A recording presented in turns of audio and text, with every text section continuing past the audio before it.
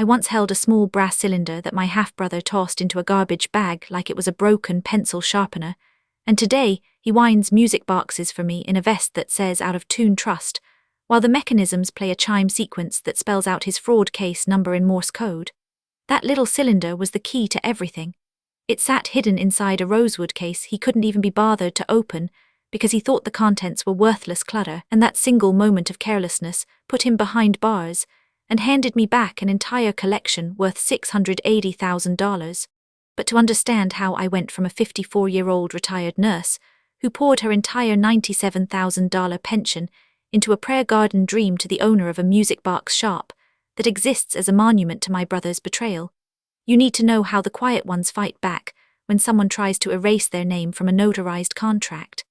I spent 32 years as a critical care nurse on the night shift at a county hospital in rural Ohio. You learn a lot about the human heart in a CCU, not just the muscle but the way people clutch at memories when their bodies are failing. I had one patient, an old farmer named Gideon, who'd been in a coma for a week, and his wife would sit beside him humming in the garden. One night at 3 a.m., Gideon opened his eyes, hummed the last bars with her, and died 5 minutes later.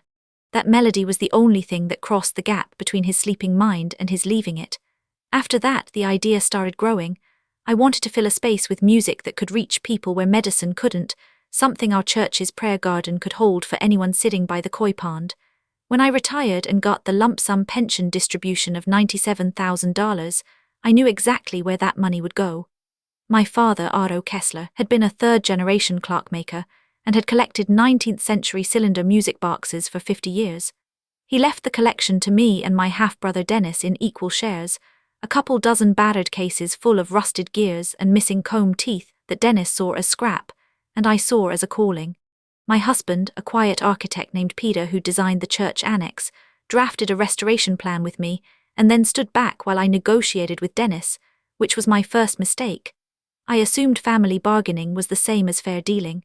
My father died on a Tuesday morning in March, the kind of morning where frost still clings to the north side of gravestones, and by Thursday afternoon, Dennis and his wife Marlene were in his house with a rental cargo van, a high-speed document scanner, and a color-coded spreadsheet of everything they planned to liquidate.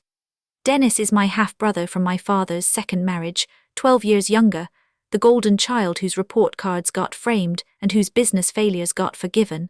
Marlene ran a luxury home staging company and lived her life through a carefully filtered social media feed, every post a photograph of her manicured hand, holding a key to a listing she didn't own. The caption always reading, "Another beautiful closing," as if prosperity were a fragrance she could spray on. The pair of them arrived wearing matching cream-colored linen outfits, which struck me as wildly inappropriate for a house that smelled of old Clark oil and camphor, and within 2 hours Dennis was on his phone with an auction house asking about rapid turnaround estate sales with no reserve. I was standing in the hallway wearing the same navy cardigan I'd worn to the funeral, still smelling the white lilies from the service, and Marlene looked me up and down and said, "Sweetheart, you look absolutely exhausted. Let us handle everything. You just rest." She placed her hand on my shoulder and squeezed just a little too hard, the same way you test a melon at a market. That was the first thread in a net they were already weaving. The next 3 days were a blur of contractor bags and furniture tags. Dennis attacked the attic, which held my father's workshop archives. Shoeboxes of brass gears, yellowed invoices from repair jobs dating back to the 1960s, and a dozen small wooden cases with glass lids. Each case held a pinned music box cylinder and its corresponding steel comb, the heart mechanism of any mechanical music box, and Dennis was dropping them into a black garbage bag without even checking if the springs still held tension. I watched him pick up a particularly beautiful rosewood case, the wood grained dark as coffee and a brass nameplate engraved Nicole Frears, Geneva, 1867. He tried to pry the little brass latch open with his thumbnail, but it was stuck fast from a century of oxidation. He shook the case, heard nothing rattle, and tossed it into the bag on top of a smashed clock face. I waited until he clattered downstairs to argue with Marlene about whether a mahogany armoire was Louis Philippe or just old. Then I reached into the bag and pulled that case out. It wasn't heavy, but the faint weight shift inside told me the cylinder was still seated on its axle. At that moment I thought I was saving a fragment of my father's history. I had no idea I was also saving myself. That night, after the house had settled into a sour silence, I sat on the edge of the guest bed with a watchmaker's screwdriver I'd found in my father's bench drawer. The latch was a simple hook and pin mechanism corroded at the contact point, and a drop of Clark oil and a gentle wiggle freed it in 10 minutes. Inside, the cylinder was pristine, a polished brass drum with exactly 1,080 steel pins arranged in a diagonal helix across its surface, each pin precisely angled to pluck a different tooth on the comb. The pins were set in a pattern I recognized immediately. It was a hymn tune, "It Is Well With My Soul," and my father had restored it himself, the solder marks on the pins still showing the tiny falaise of his repair work. But what stopped my breath was the narrow spiral groove cut into the cylinder's bearing end, a hidden compartment my father used to call a correspondence canal. He'd shown it to me only once, when I was 12 years old and sat on a stool in his workshop, while he explained that cylinder makers during the Napoleonic era sometimes hollowed out the bearing to smuggle messages across borders. "If you ever need to hide something small from someone who doesn't know where to look," he'd said, tapping the groove with a pin punch, "this is the place." I never imagined I'd need that lesson. Using a needle-nose tweezer from my nursing kit, something I'd used 1,000 times to retrieve lost suture fragments, I teased out a tight roll of onion skin paper tied with cotton thread. Unrolled, it was a document I recognized immediately. Our notarized 50-50 ownership agreement for the music box restoration project, signed by Dennis and me and witnessed by a bank notary 15 years ago, before I'd spent a single dime of my pension. Below the signatures, in my father's meticulous drafting hand, the letters formed with the same 0.3mm technical pen he used for clock face layouts were 4 words that made the room spin. "Do not trust him, save yourself." Before I continue this story, let me know where you're watching from in the comments below. Hit like and subscribe if you believe that family should never take advantage of your kindness. Now back to the manipulation. The morning after I found that note, Dennis walked into the kitchen holding a sheaf of papers and wearing a smile that looked like it had been practiced in a dentist's mirror. "Found a buyer for the whole collection, sight unseen," he said, sliding a purchase offer across the table. $4,200 cash. "I figure we split it down the middle, call it even, and you don't have to worry about hauling that junk to your little garden." That junk represented my entire pension, my father's 40 years of collecting, and the only thing I had asked for from 47 years of breathing. But I didn't argue. I blinked slowly, let my shoulders slump inward and said, "Oh, I don't know, Denny. My head's still so foggy. Peter always handled the money stuff, and now I can't even remember where we kept the bank statements." That was the first time I deliberately played weak, and the way Dennis's eyes brightened told me he'd been counting on that fog like a farmer counting on rain. Marlene patted my arm and said, "We'll take care of you, honey. In fact, we want you to come stay with us.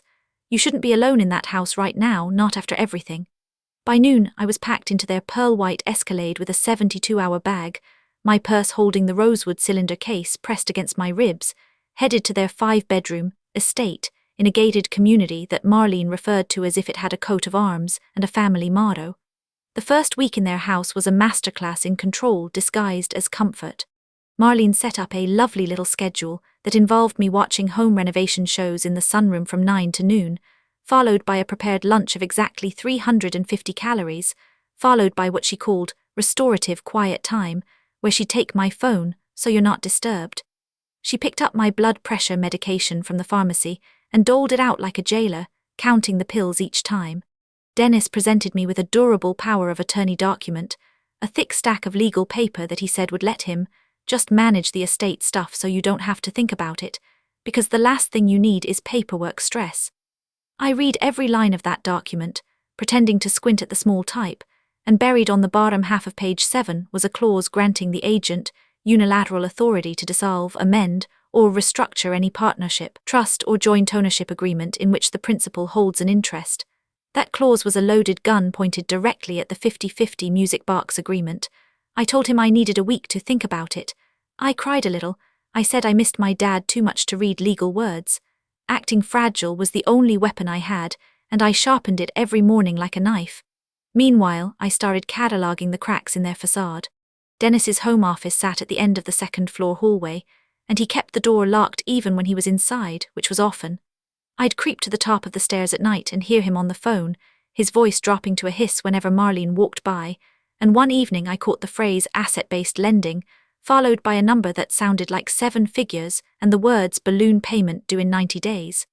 Marlene, for her part, left her laptop open on the kitchen island, the screen a mosaic of high-end real estate feeds, luxury car configurators for a vehicle that started in the mid-six figures, and an invoice from a personal image consultant, who charged $400 an hour to teach people how to hold a wine glass. The gap between the life they were performing and the anxiety I could smell under Dennis's sandalwood cologne was wide enough to reverse an 18-wheeler through. The crash came at the end of the second week. I was sitting in the breakfast nook cradling a cup of chamomile tea that had gone cold when I heard Marlene hiss at Dennis in the walk-in pantry. "What do you mean the bridge loan called?" she whispered, and her voice had lost every trace of the honeyed tone she used with me. "The Swiss deal was supposed to close yesterday. If they pull out, we lose the Chicago property and the $130,000 earnest money, and Gary at the bank is not going to roll the note again. We're already 3 months past the maturity date." Dennis's response was a low mumble that I couldn't catch, but what I heard clearly was his next move. He walked into the kitchen, saw me, and his entire posture shifted from cornered animal to benevolent provider. He sat down across from me and said, "Hey sis, so I've got an amazing offer on the music boxes. A luxury hotel chain wants the whole collection for their flagship lobby, $680,000, but they need a clean title today because their fiscal quarter closes at midnight. I already talked to a lawyer, and we can dissolve the old partnership retroactively. It's just a formality. I'll give you a full half, I swear." He slid a document across the table, a partnership dissolution agreement with my signature already on the signature line, the loops of the cursive slightly too perfect, the notary stamp block below it filled in with a commission number that looked like it had been typed with a slightly misaligned font. Stapled to the front was a check made out to DK Holdings LLC, his shell company, not to me. He saw my eyes flick to it and said quickly, "The check is for the buyer to deposit into escrow. Your payout comes right after. In the meantime, I want you to have this as a thank you." He handed me a gift card printed on heavy stock with gold foil edges, the logo reading Melody Wellness Spa in looping script. On the back, in Marlene's handwriting, was a note. "Good for 1 full year of relaxation sounds. Value $4,500. Love, your brother." $4,500. That was the price he put on 32 years of night shifts, on every patient I'd ever held during a code, on my father's legacy. I said, "That's so thoughtful, Denny," and I tucked the voucher into my purse right next to the rosewood case, and I smiled while I calculated exactly how much time he'd just bought himself with that insult. That night, Marlene and Dennis went out to a fundraising gala, the kind of event where tickets cost $1,000 a plate, and everyone pretends they're saving the world.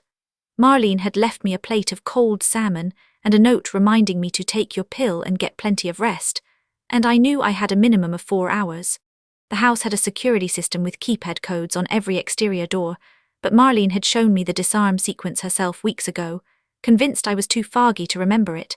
I eased the sunroom door open at 9:15 p.m., padded down the hallway in my nursing clogs, the soles whisper quiet on the marble, and stood before Dennis's office door.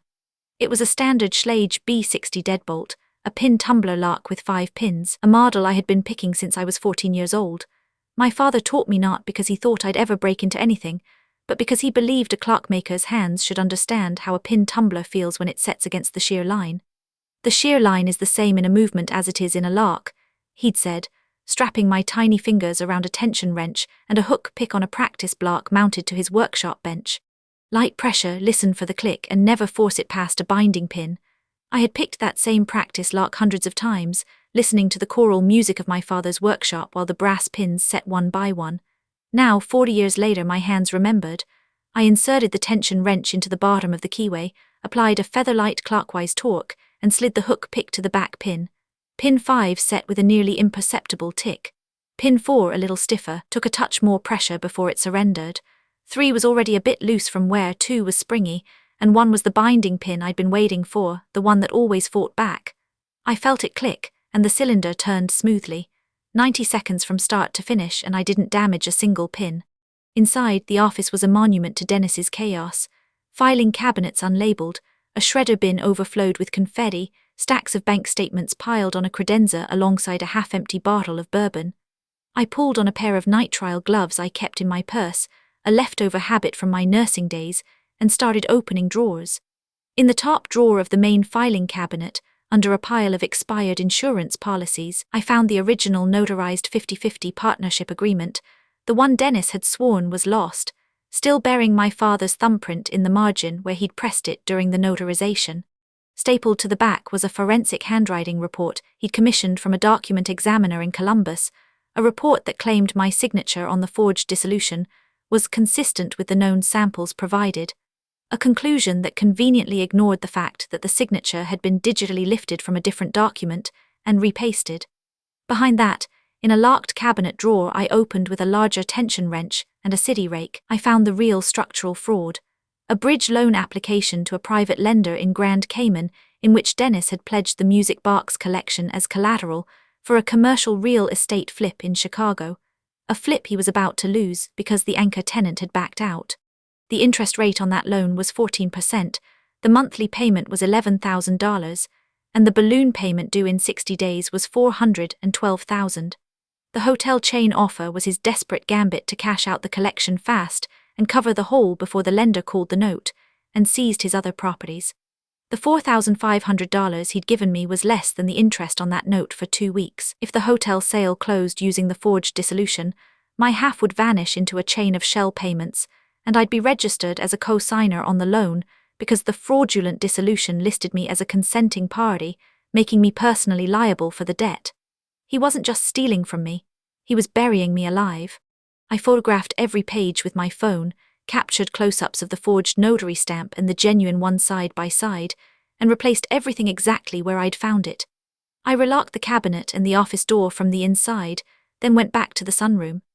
At 11 p.m., I called a man named Frank Corman, a bank compliance officer at a regional trust bank I'd known for over a decade, because his mother had been one of my long-term patients. I told him I needed to understand how a forged notary seal could pass a bank's document review, and I read him the commission number off the forged stamp. Frank was silent for 4 seconds, then said, "That commission number doesn't exist in any state database. Do you have the original notarized document?" I described what I'd found in the office, and Frank's voice changed from professional to something harder. "Listen to me," he said. "You need to bring those documents to me in person tonight, and I need to call a friend at the FBI's Financial Crimes Division. This isn't just a family dispute. This is wire fraud, forgery, and conspiracy, and it's the kind of case they've been building against notary fraud rings for years." That was when I realized my father hadn't just warned me. He'd built a trap 25 years in the future and hidden the trigger in a place only I would ever think to look. The countermeasure was embedded in the original partnership agreement itself. My father, Otto Kessler, had spent decades repairing timepieces for wealthy clients who obsessively documented their provenance, and he'd learned something crucial. The rich trust paper trails more than people. When we notarized the 50-50 agreement 15 years ago, Dad had insisted we use a specific notary, a woman named Beatrice Lang who had been the senior trust officer at the bank where Frank now worked. Beatrice was 73 years old that day, a woman with a steel trap memory and a practice of keeping duplicate notary journals, one at the bank and one in a fireproof safe at her home. Beatrice had passed away 2 years before my father's death, but her estate, which included every page of those journals, was held in trust by that same bank under a preservation clause she'd established decades earlier. My father had made sure the original partnership was recorded in her journal with a unique 14-digit entry number, his thumbprint in the margin as a biometric witness, and a notation that any future dissolution would require both parties to appear in person before a bank trust officer to re-verify their identities. It was a dead man's switch, a condition that couldn't be triggered without me standing there breathing, and my father had hidden the only physical copy of that original agreement inside a cylinder he knew Dennis would throw away and I would rescue. I could almost hear his voice in the workshop again, tapping that groove. "This is the place."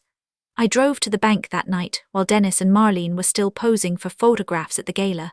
Frank met me at a side door, a man in his 50s with reading glasses pushed up on his forehead, and by 2 a.m, we had a federal agent named Howard Weller on a video call from the FBI's Columbus field office.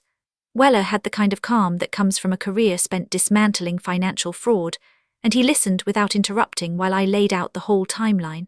Then he said, "I'm going to run the forged stamp number through our notary fraud database. Stay on the line." The results came back in 6 minutes.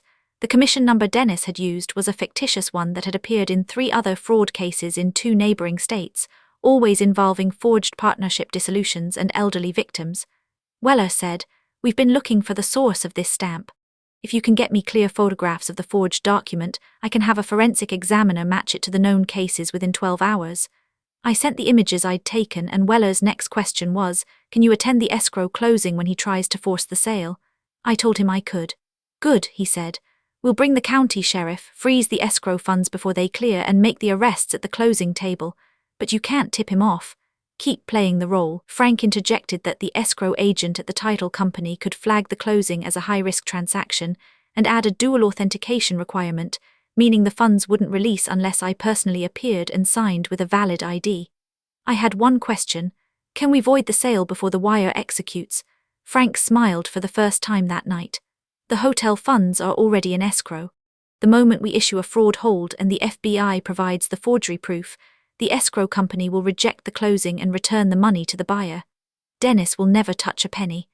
I drove back to the house at 4 a.m. and slept for 3 hours on the sunroom loveseat, the rosewood case still in my purse, my hand curled around it like a rosary. That morning I decided to stage my final test. I needed to know if there was any scrap of human decency left in either of them, and more importantly, I needed to confirm that my own hesitation was not a liability. While Marlene was on a video call with a client and Dennis was pacing in the kitchen nursing his 4th double espresso, I stood up from the breakfast table, pressed my hand to my chest directly over the left atrium, as I had seen 1,000 patients do in the moments before a massive myocardial infarction, and I dropped. I let my teacup shatter on the marble tile, shards skittering in all directions, and I lay perfectly still with my eyes half-lidded and my breathing shallow and irregular, the full tableau of a cardiac event. I counted the seconds. At 7 seconds, Marlene glanced over the top of her laptop screen, said, "Dennis, can you get her? I'm in the middle of a closing," and turned her head so her left earbud stayed in frame. At 11 seconds, Dennis walked over, looked down at me, stepped directly over my torso so his loafer cleared my shoulder by half an inch, and picked up the forged dissolution document I had left on the table that morning. He checked the signature page, muttered, "Still smeared from breakfast," and walked back toward his office. Not one of them knelt down. Not one of them touched my wrist to feel for a pulse, or pulled out a phone to dial 911, or even spoke my name. I lay on that cold floor for 240 seconds, and every one of those seconds extinguished a fractional piece of family sentiment I didn't even know I'd still been carrying. When I finally revived, pushing myself up slowly with a performance of confusion and weakness, Marlene looked over and said, "Oh good, you're up. Be a dear and clean up that broken cup, would you?" The last ash of hope burned cold. 6 days later, the escrow closing was scheduled for 2 p.m. at a downtown title office with a view of the river. Dennis called me that morning, his voice jittery with caffeine and desperation, saying, "We just need you to sign one little thing to release the funds. It's a formality, a single signature, and then I'll wire your $4,500 to your checking account before dinner." He had told the escrow agent, a sharp-eyed woman named Sandra who had been processing title transfers for 19 years and knew a fraudulent notary stamp when she saw the scan, that I was a silent partner who had agreed to the dissolution months ago. Sandra had been waiting for my call with Frank and Agent Weller all week. I dressed carefully that morning. The same blue cardigan my father had given me for my 40th birthday, a simple silver cross pendant he'd brought back from Switzerland after a clockmaker's conference, and a small leather portfolio holding the original notarized agreement, the onion skin paper still carrying the faint aroma of Clark oil. Dennis drove, Marlene in the back seat refreshing her Instagram feed, and the whole ride I said nothing, just watched the city pass by and felt my father's note pressed against my ribs inside the portfolio. We sat down at a polished conference table under a fluorescent light that hummed like a distant tuning fork. Sandra sat at the head with a stack of closing documents, and Dennis slid a signature form toward me with an X marked in yellow highlighter. He placed a pen in my hand. "Right there," he said, his voice so full of false warmth it could have melted paraffin. I didn't pick up the pen. I opened my portfolio, laid the original 50-50 agreement flat on the table, and looked straight into Dennis's eyes. "The X says your signature is the only one required, Dennis. But this document, the one our father notarized and hid for me to find, says we own those music boxes together. I have never signed a dissolution, I never gave consent, and the FBI has the notary journal that proves the one you filed is a forgery committed after the notary's death using a fictitious commission number tied to a multi-state fraud ring." Marlene's face drained to the color of old putty. Dennis started stammering, "This is a misunderstanding. "We just need to talk about this privately." But the conference door was already opening, and Frank was stepping through with Agent Weller, both in plain suits, 2 county sheriff's deputies in uniform flanking them.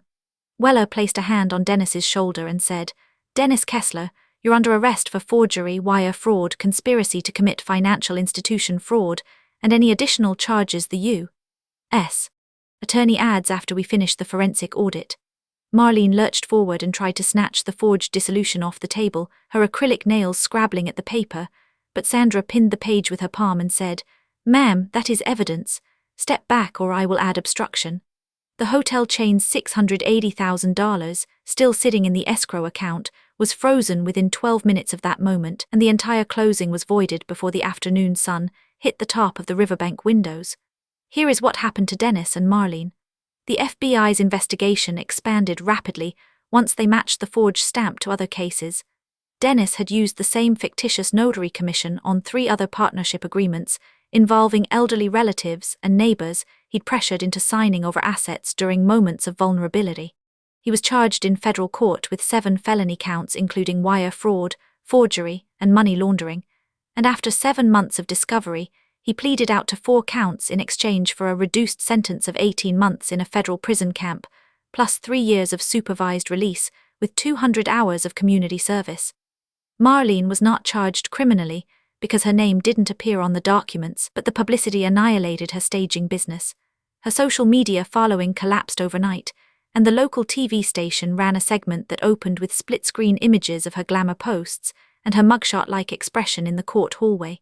The last I heard, she was working as a receptionist at a strip mall nail salon, which I admit gave me a small, uncharitable moment of quiet pleasure. The IRS seized the Chicago property Dennis had been flipping under the shell company, and his Cayman bank account was frozen pending civil forfeiture proceedings that returned a portion of the funds to defrauded relatives. He still owes the bank $380,000 in defaulted debt, and his credit rating dropped so low that a payday loan kiosk would laugh at his application. I took possession of the music box collection, all 27 movements, after the court declared the forged dissolution void, and the estate properly probated under the original 50-50 agreement. Because Dennis's documented fraud constituted a breach of fiduciary duty, the probate judge ruled that his half-interest was subject to forfeiture and restitution, and I was awarded sole ownership of the entire collection as compensation for the fraud damages. I sold 18 of the finest pieces to the hotel chain at the full $680,000 they had originally offered, depositing the proceeds into a trust account I manage as sole trustee. The remaining 9 I kept for my own workshop, including a spectacular 1878 Paillard music box with a 3-cylinder interchangeable movement that I restored over 6 months using my father's old tools and the watchmaker's skills he'd embedded in my muscle memory at 14 years old. I built a small retail and teaching space on the town square 3 blocks from my church, painted the front door the exact shade of cobalt blue my father used on his workshop door, and named it Melody of Deceit Music Boxes. The centerpiece is that Paillard machine, programmed to play Nearer, My God, to Thee on an hourly cycle, and the chime floats across the street to the prayer garden every 60 minutes like a reminder that the quiet ones are still here. The rest of the collection I sell or donate to restoration societies, and I offer a free weekly class on cylinder comb adjustment to anyone willing to learn, because there aren't enough hands left that know how to set a steel pin to pluck the right tooth at the right moment. As part of his community service agreement, I petitioned the court to allow Dennis to serve his hours in my shop, and the judge, who had known my father through the local Rotary Club, granted it with a visible smile. So every Saturday morning at 8 o'clock, Dennis reports to Melody of Deceit Music Boxes. He wears a bright yellow safety vest I had screen-printed with the words, "Out of Tune Trust" on the back, and his job is to walk the floor winding the display mechanisms and checking the comb alignments. There is a particular custom music box I commissioned from a master craftsman in Zurich, a cylinder with a custom pinned pattern that plays a 12-note chime sequence. If you know Morse code, you can hear it. Dash dash dash pause dash dash dot dot pause dash dot dot dot pause and so on, spelling out case 3, 24CR00187, his federal fraud case number. That box sits on the front counter in a glass case, and Dennis has to wind it every hour on the hour. Customers often ask me what the melody means, And I tell them it's a reminder that a forged signature can never silence a truth that's pinned in brass and tuned by someone who learned patience in a clockmaker's shop. My father, I think, would be proud of the precision of the irony. He spent his life listening to tiny steel teeth and knowing exactly when a spring was overwound. He knew Dennis was overwound years before I did, and he left me the tool I needed to release that tension: a single cylinder, a note, and the muscle memory of a 14-year-old girl learning the shear line on a practice lark. Sometimes the most complicated heist isn't about taking something, it's about keeping what was already yours and making sure the thief spends every Saturday winding the song that sings his own indictment. Have you ever discovered a dark secret about someone you trusted completely? How did you handle it? If you want more stories about the quiet ones who fight back with patience and precision, hit that subscribe button and let me know in the comments. I'll be here every week winding truths into the open.